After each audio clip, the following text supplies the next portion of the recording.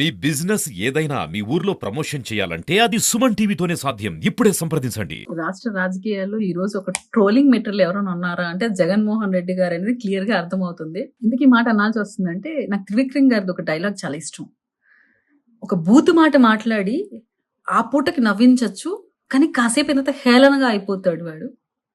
అదే ఒక మంచి మాట చెప్తే అర్థం కాకపోవచ్చు, కానీ ఇంటికి వెళ్ళే దారిలో అయినా అర్థమైన తర్వాత వాడు తిరిగి కాల్ చేసి అభినందిస్తాడు. సో కొంచెం లేట్ అయినా పర్లేదు, మంచి మాటలు చెప్దామనే వర్షన్ పవన్ కళ్యాణ్ గారిది.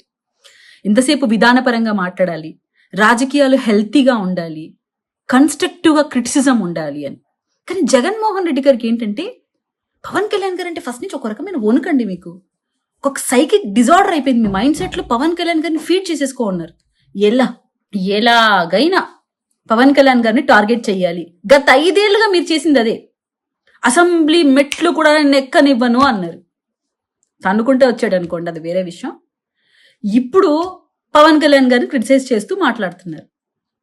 జగన్మోహన్ రెడ్డి గారు వై నాట్ 175 అన్న మీ మాటలు 11 సీట్లకి పరిమితమై అగత్పాతాలనికి తొక్కాడు పవన్ కళ్యాణ్ గారు.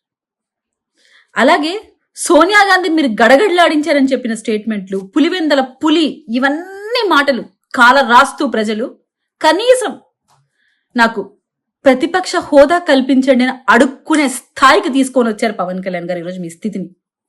సో మీకు ఆ బాధ ఉంటుంది, మిమ్మల్ని చూసి ఆ జాలు ఉంటుంది, కానీ మీ మీద సోషల్ ట్రోలింగ్ చూస్తుంటే నవ్వు వస్తుంది. అలా మాట్లాడలేక దయచేసి మీ మానసిక స్థితిని కరెక్ట్ చేసుకోండి.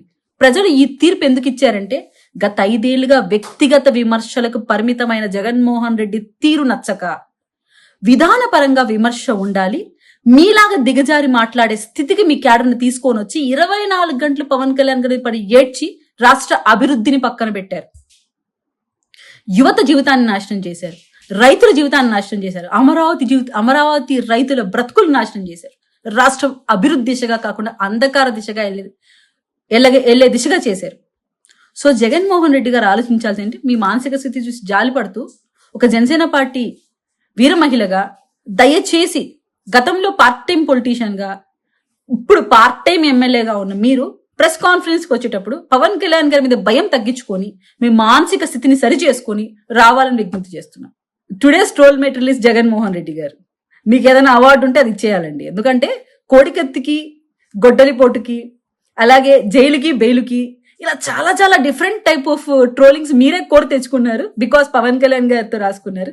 ప్రజానాయకుడు పవన్ కళ్యాణ్ గారు ఒక సీఎం కొడుకుగా, ఒక మాజీ సీఎంగా ఉండి మీ స్థాయిని మీరే దిగజార్చుకున్నారు. జగన్మోహన్ రెడ్డి గారు రాజకీయాలు అనేవి విధానపరంగా ఉండాలి, వ్యక్తిగతంగా ఉండకూడదని హెచ్చరిస్తూ, ఇటువంటి రాజకీయాలని ఇప్పటికైనా వైసీపీ పార్టీ పులి స్టాప్ పెడితేనే ప్రజల్లోకి మీరు ఏదైతే చేయాలనుకుంటున్నారో యాత్ర చేయగలుగుతారు. లేదంటే ఎప్పటికీ రాజకీయాల్లోంచి మీరు వైదొలగాల్సిందే. జై జనసేన, జై హింద్.